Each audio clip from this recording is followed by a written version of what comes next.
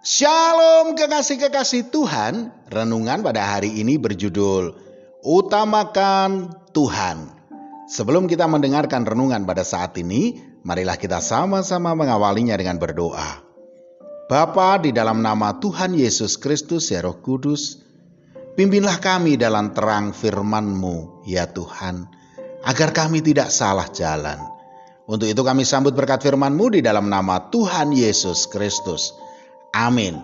Firman Tuhan pada saat ini terambil dari Ulangan 8 ayat 11. Hati-hatilah supaya jangan engkau melupakan Tuhan Allahmu dengan tidak berpegang pada perintah, peraturan dan ketetapannya yang kusampaikan kepadamu pada hari ini. Kekasih-kekasih Tuhan, kita tahu bahwa Tuhan kita itu adalah Tuhan yang pencemburu. Dikatakan dalam Keluaran 20 ayat 3, jangan ada padamu Allah lain di hadapanku. Hal ini berarti Tuhan itu tidak berkenan kalau dia disamakan apalagi dinomorduakan. Tuhan adalah yang utama dan yang terutama. Intinya adalah kita ini sebagai ciptaannya haruslah menyenangkannya dan memuliakannya. Jangan melawannya, sebab salah satu tujuan Tuhan menciptakan kita manusia ini adalah untuk memuliakannya. Hal itu dikatakan dalam Yesaya 43 ayat 7. Semua orang yang disebutkan dengan namaku yang kuciptakan untuk kemuliaanku, yang kubentuk dan yang juga kujadikan. Artinya Tuhan menginginkan kita semua mengutamakan Dia di setiap laku kehidupan kita. Tuhan tidak ingin manusia yang diciptakannya itu meremehkannya, tidak taat kepadanya, bahkan menyalahgunakan segala kemurahan, kesabaran, kebaikan, dan kasih-Nya.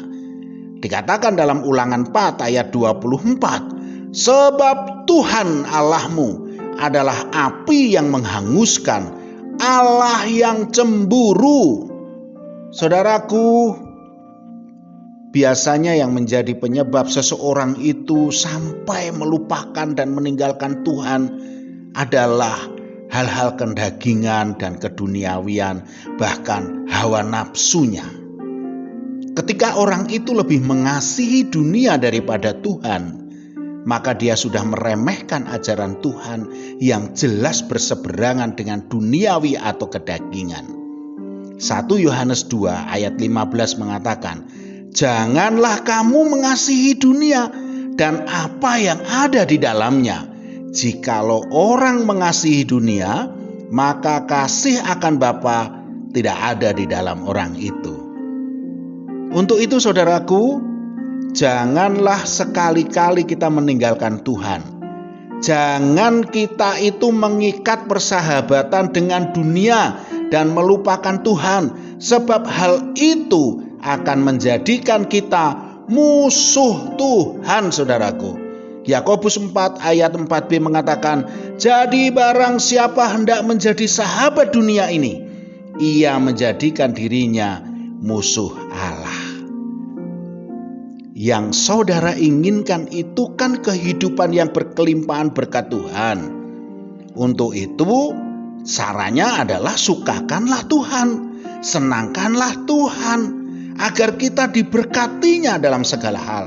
Jangan pernah meninggalkannya, jangan melupakannya, supaya kita tidak kehilangan berkat-berkatnya. Tetaplah setia dan tinggallah di dalam Tuhan, berjalanlah dalam terang firman-Nya, dan hiduplah dalam pimpinan Roh Kudus, maka hidup kita akan dipenuhi berkat-berkat Tuhan. Amin. Mari kita berdoa. Bapa, di dalam nama Tuhan Yesus Kristus ya Roh Kudus, berjalanlah bersama kami, sembunyikanlah kami di belakang salib-Mu agar kami terlindungi dari segala yang jahat dan yang tidak berkenan di hadapan-Mu. Di dalam nama Tuhan Yesus Kristus. Amin. Selamat beraktivitas dan tetap semangat. Tuhan Yesus Kristus memberkati.